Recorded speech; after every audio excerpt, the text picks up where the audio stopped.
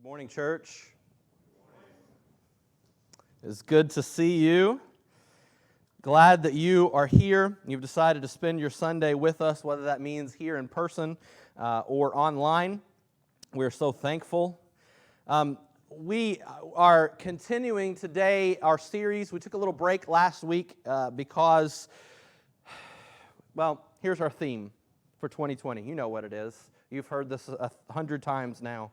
Our theme for 2020 is hindsight is 2020. We're looking back to the Old Testament and seeing what God has to say to us.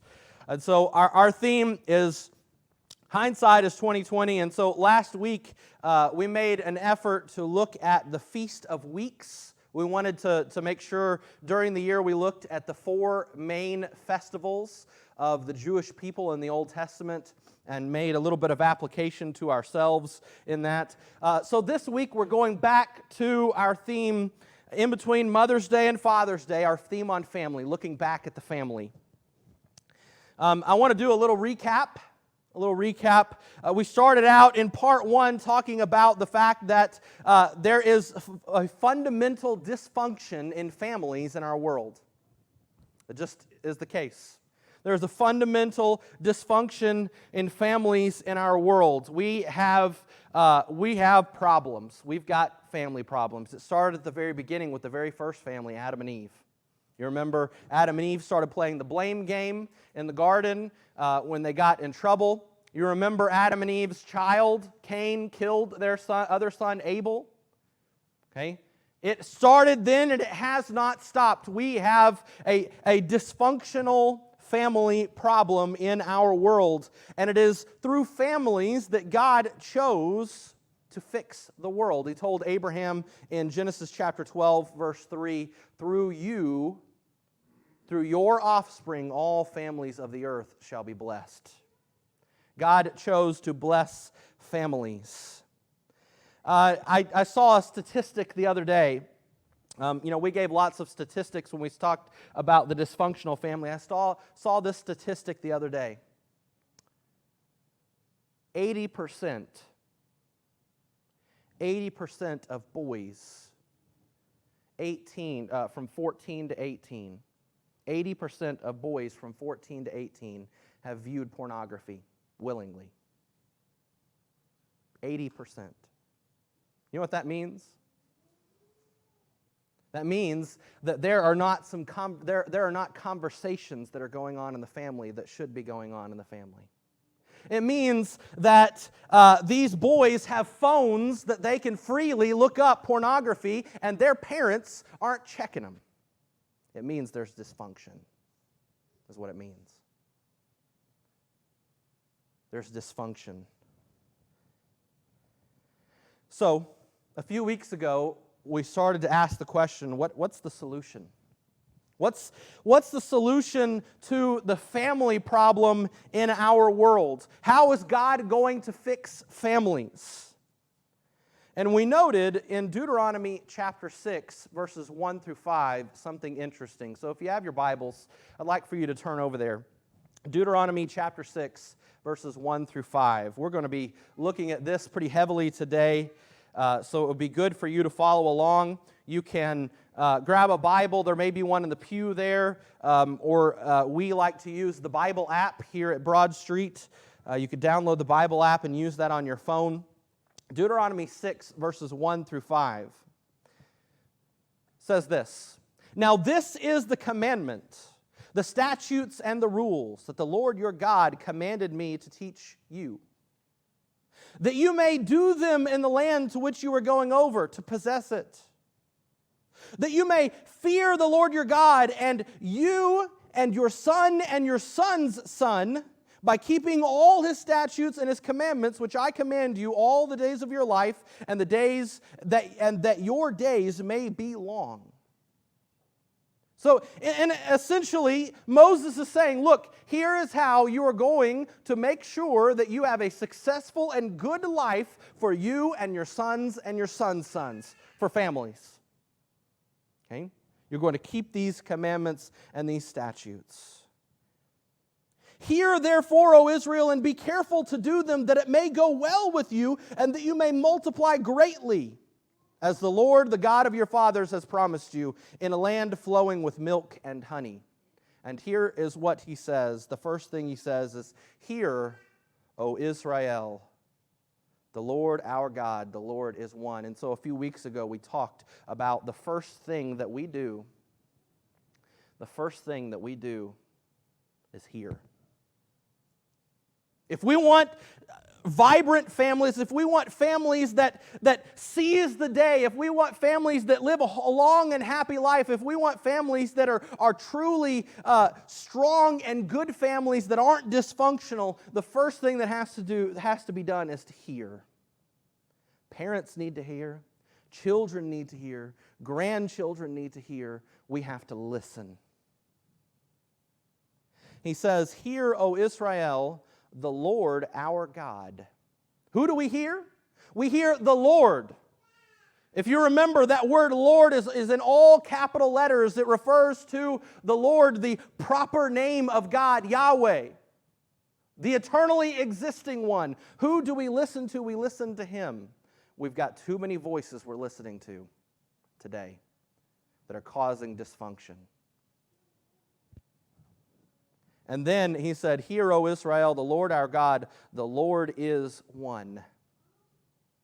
Who do we hear? We hear the Lord and only Him. There is no one else. There is no one else. There is nothing else that is going to give us the wisdom and the help we need to be families that God builds. Families the way that God intended them. So here, we have to listen. Okay? We've got to listen to God. We've got to listen to each other. Children need to listen to their parents. Parents need to listen to God. They need to listen to the wisdom of others who are also listening to God. We need to hear.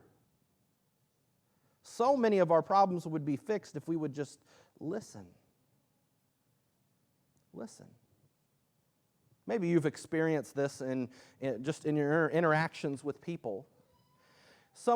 Maybe you've tried to tell someone something. You've tried to, the word we use is vent today. I just need to vent. What really, it's complaining, right? Okay, just to be honest. I need to complain. I need to whine, okay? I mean, that sounds bad, but I'm a whiner. I like to vent. I like to complain. I like to, I just do, okay? And maybe you've said, I need to vent, I need to complain, and so the person says, okay, complain, vent, and so you let it all out, and immediately, and I do this a lot, immediately they're like trying to fix the problem for you, right? Well, you need to do this, and you need to do that, and blah, blah, blah, blah, blah. They didn't listen. The whole while you were talking, the whole time that you were talking, they were thinking, how am I going to respond to him? What advice am I going to give him? Listening. Just stop and listen. Just stop and listen. And so, in part number 3 today of our series on the family, we're going to continue this passage. Roger read it this morning, verses 4 and 5, Hear, O Israel, the Lord our God, the Lord is one. And then verse 5, You shall love the Lord your God with all your heart and with all your soul and with all your might. So we're going to take that passage, we're going to break it down today. It's going to get a little nerdy, okay? Because we're going to talk about words, and it's just going to get a little nerdy, but I think that you will get something out of it. So verse 5, You shall love the Lord your God. Love. Now, the Old Testament, which is what we're in Deuteronomy, was originally written mostly in Hebrew. Okay, it was written in Hebrew. Hebrew is a Semitic language. It's an ancient language. It is a language that does not resemble our alphabet at all. We think about foreign languages today most of the time, unless it's a Middle Eastern language, you can kind of, or a Far Eastern language, you can kind of tell the alphabet. Okay, it's a Latin-based language basically. Okay, and even Greek, even ancient Greek, you can tell some of the letters sometimes. Okay, but Hebrew. You look at it, you don't even read it the same way. You read it from right to left, not from left to right. Okay, it's completely different. So the word love in Hebrew is ahava. Everybody say that. Ahava. Okay, not that you are going to go away from here speaking Hebrew, but it's good for you to say the word. Ahava. Love the Lord your God. And we start here with God's love. Okay, he's telling them to love the Lord your God, but it always begins with God's love. How did God love them? Listen to Deuteronomy chapter 7, verses 7 and 8. It was not because you were more in number than any other people that the Lord God set his love on you and chose you. For you were the fewest of all peoples, but it is because the Lord loves you and is keeping the oath that he swore to your fathers that the Lord has brought you out with a mighty hand and redeemed you from the house of slavery, from the hand of Pharaoh, king of Egypt.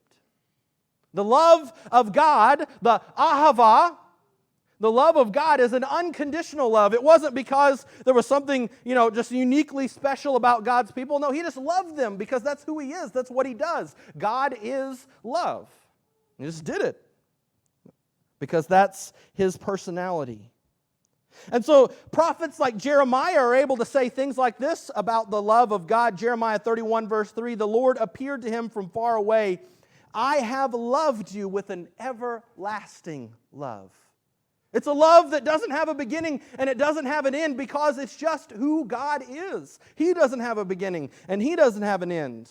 Love is just what God is. That's just what he does. Sometimes ahava is expressed as an affection. Okay? Sometimes it's expressed as an affection, and that's why Hosea, the prophet Hosea, pictures God's love like a husband for a wife. That affectionate, lovey-dovey, ooey-gooey feeling. Okay? Many times, love is expressed as an action. Like in Deuteronomy 4:37, and because he loved your fathers and chose their offspring after them and brought you out of Egypt with his own presence by his great power. Because he loved you, he did this for you. Okay? Love is not just an ooey-gooey feeling, but also love is an action. Okay? What about our love? Okay, we understand God is love. He loved those people. He loves us. But what about our love? I want you to look at Deuteronomy 10, verses 12 through 13. Deuteronomy 10, verses 12 through 13. And now, Israel, what does the Lord your God require of you? Remember, we talked about how love is an action. What does the Lord your God require of you but to fear the Lord your God, to walk in all his ways, to love him, to serve the Lord your God with all your heart and with all your soul, and to keep the commandments and statutes of the Lord which I am commanding you today for your good? That's what he requires of you, to fear, to walk in his ways, to serve the Lord, to keep the commandments. That's love. And it is interesting that when the Old Testament talks about love for God, it implies that when we love God, we're loving others too. And that's what he's talking about in Leviticus chapter 19, verse 18. You shall love your neighbor as yourself. Why? Because I am the Lord, the text says. Okay? You shall love your neighbor as yourself. I am the Lord. And so there's a love of God, and there's a love of others, and there's a love of self. If I don't love myself in the correct way, I won't know how to love others. Okay? Love, ahava. Okay? So we understand that. We understand the idea of conditional love. We understand that love is an affection, but it's also an action. It's also something that causes us to do things. We love our kids, and so we do stuff for them. Or our kids love us, and they do stuff for us. Maybe. Sometimes. Hopefully. Okay? Now, let's talk about the next word. You shall love the Lord your God with all your heart. With all your heart. So, most ancients, including the Hebrews, had no concept of what the brain was. Okay? There's no word for it in Hebrew. They didn't really have a concept of the brain. They knew about the heart. Ooh, there's a speaker there. They knew about the heart. Okay? They knew that there was this thing inside their bodies that was keeping them alive, that was pumping. And so they knew about the heart. And so what they would do was they would attribute the ideas, the attributes that we would have with the brain to the heart. Okay? And that word in Hebrew is lev. Everybody say lev. Lev. Okay? Heart was used to describe the place where knowledge, emotions, and will existed. Hannah felt pain in her heart when she couldn't have a child. Judges 16:25 describes joy in this way, good of heart. Okay? Good of heart. Jeremiah 15:16 says that someone had a heart of joy. A heart of joy. Now, I mean, in our modern times, I mean, would we associate those things with the heart? Okay, the blood pump? No, we wouldn't. But we understand that sentiment. We understand they didn't have a word for it, and so they attributed those things. 2 Samuel chapter 7 shows us that the heart was considered the seat of affections. This is where affection came from, the heart. The things that we desired, the things that we wanted. And Proverbs 4:23 says, "Guard your heart above all else, for it determines the course of your life."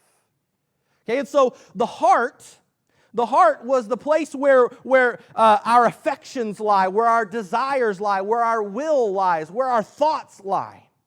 Okay? For the ancient, for the Hebrew. That's to love God with all your heart is to love God with your mind, to love God with your will, to love God with your affections, with your emotions. All right? This is the emotional and mental part of a person. But Jeremiah believed that the heart was fundamentally broken. He said so in Jeremiah 17 and verse 9.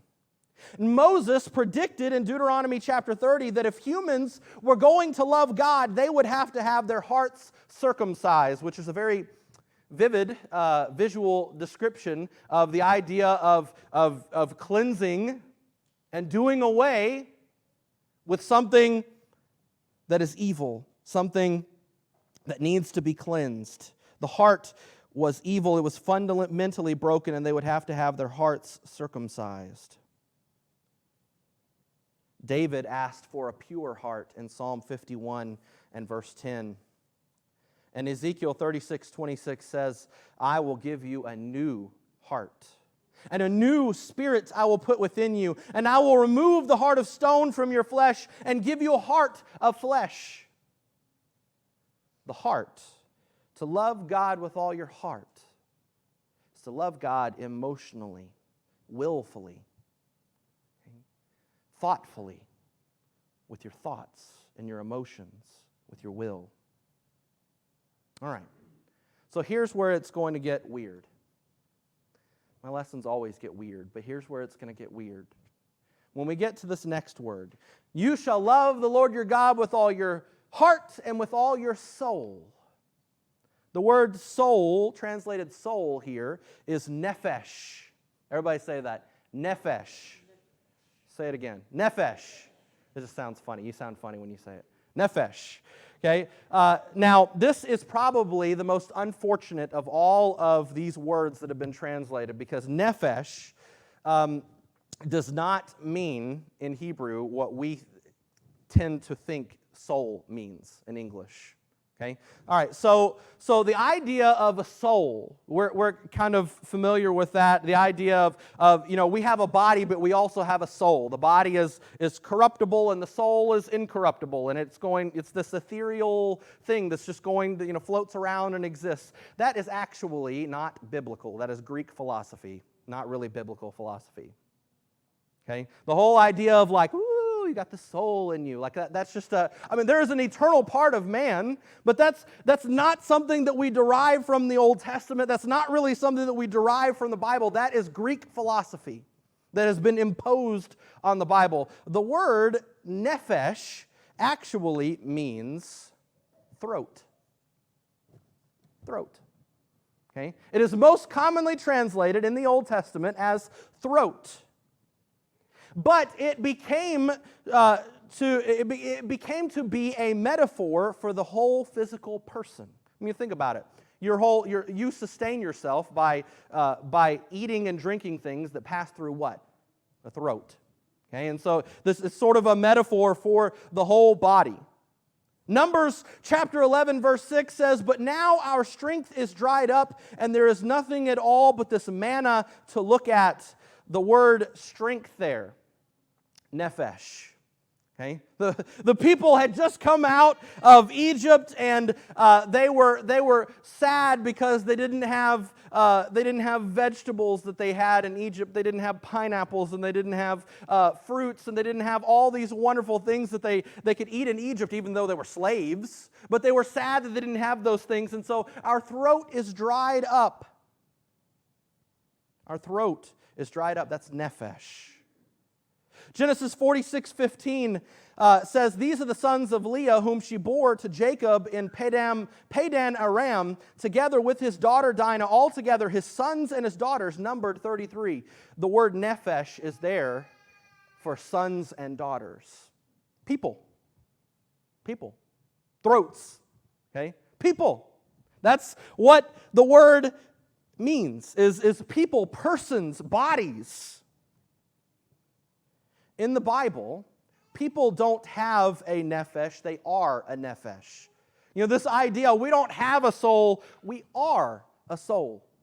Okay, this idea of like, the soul is good, the body is bad. I mean, that's just a completely and totally unbiblical idea. That is dualism.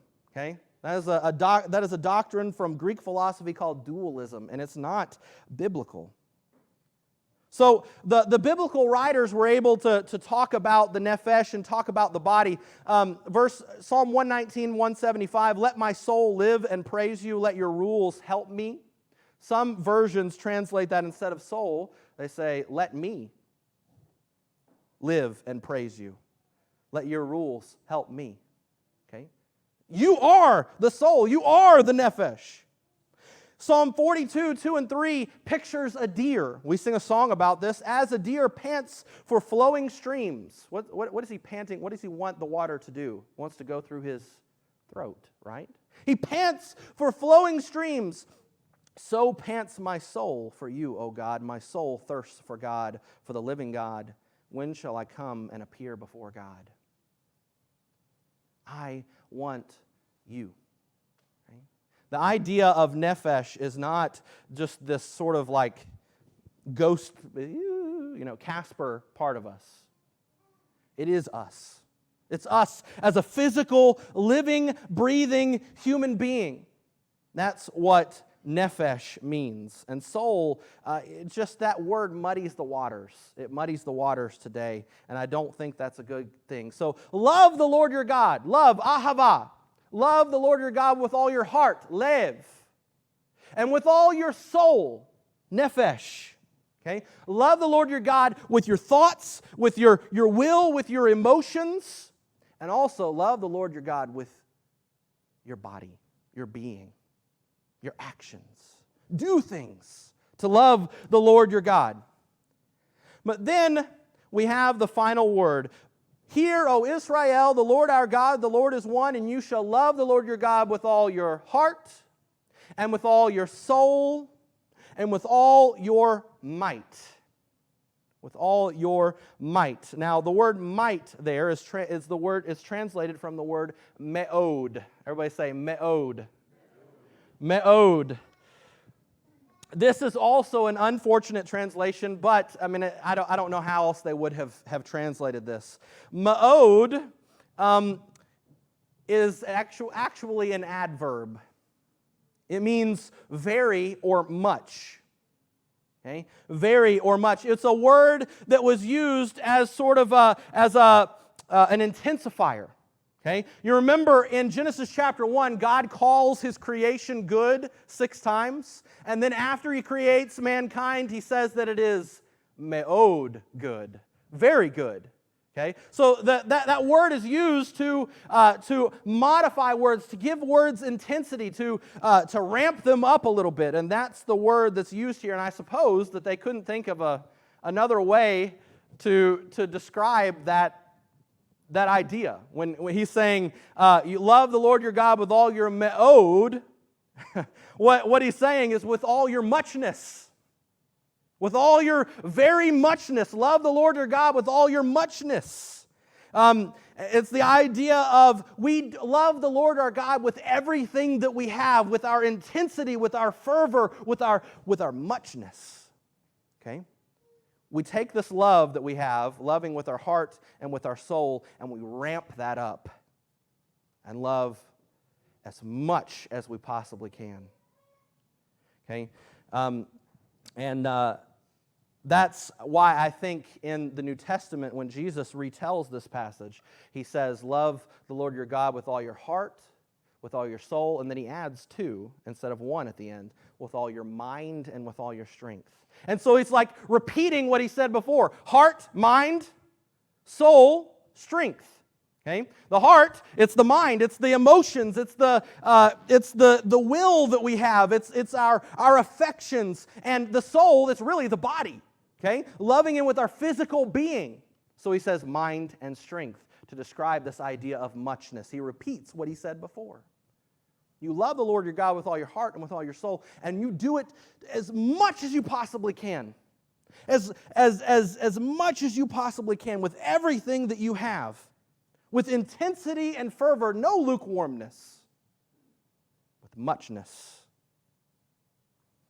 Okay? So, what does this have to do with families? What does this have to do with families? Well, here's what it has to do with families. I'm going to ask you 3 questions, and then we're going to sing an invitation song. 3 questions, and then we're going to sing an invitation song.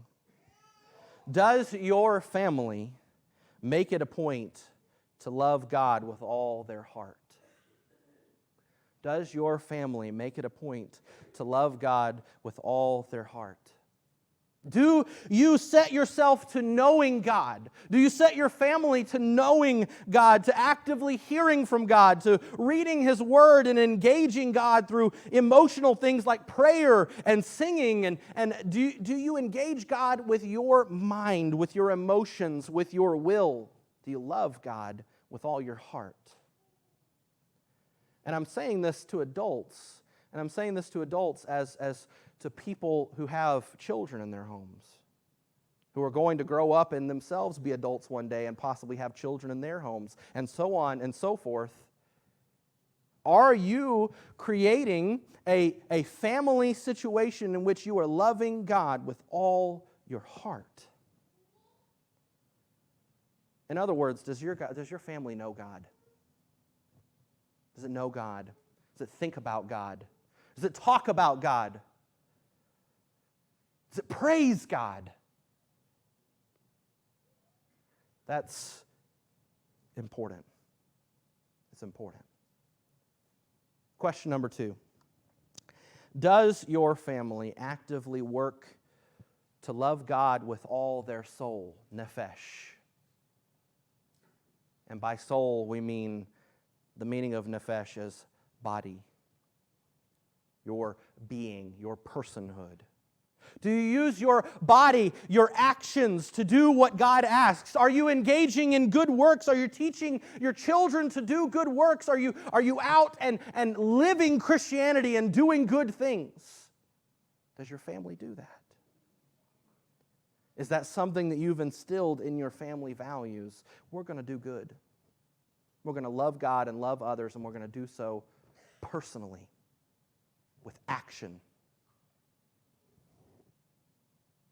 And number 3, does your family do this with all their might, me'od?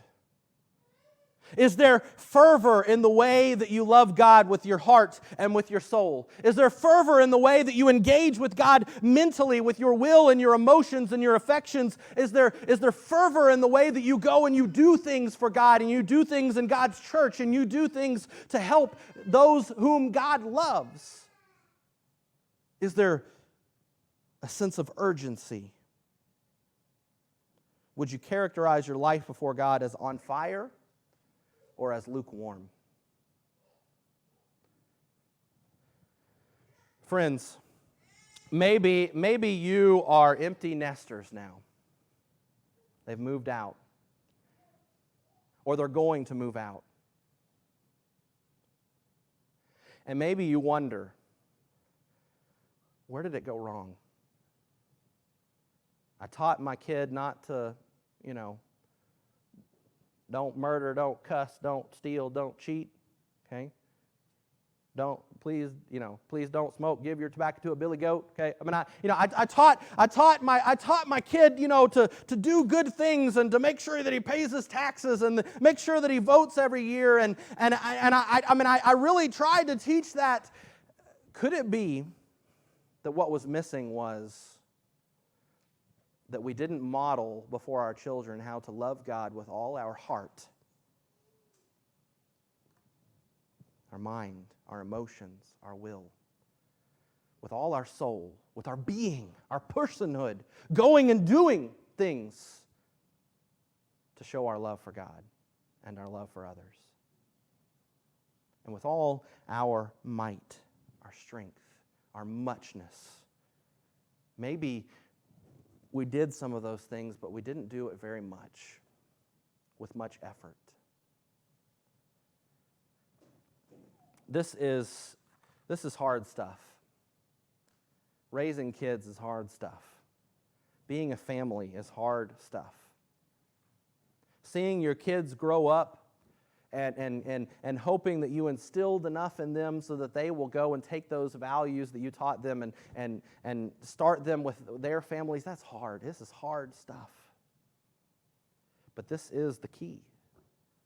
This is what God said would give them a long and happy life in the land. This is what God said would make them prosperous and help them to seize the day. I hope that we will take it seriously. Let's be families that love God and that love others with all our heart and with all our soul and with all our might. Let's do it with everything that we have. And let's teach others to do that as well, which is what we're going to talk about next week as we conclude this series. I want to offer you an invitation.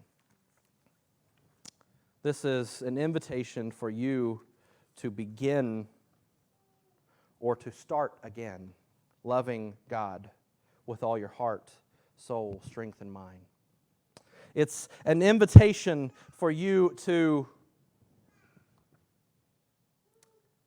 make a change, to start fresh. It's an invitation for you to begin your family on the road to success by becoming part of God's family and being in God's family. I'd love to sit down and talk with you and study with you about what it means to be in the family of God and to be a family that's part of that family that loves God with all its heart, soul, and strength. We're going to sing an invitation song. It's a tradition we have here. We sing this song, and if you need something, you can come sit on one of these front pews. If you don't feel comfortable doing that, we'll have an elder at the back that you can talk to. If you don't feel comfortable doing that, you can look me up on Facebook. My name's Evan Kirby. You can look me up on Facebook. Don't spam me, but send me a message, and we'll talk to you about whatever it is that you need. We'll pray with you. We'll study with you. Whatever you need, we're here for you. We want to help you know how to love God and love others with all your heart, soul, and strength. Won't you please come as we stand and as we sing?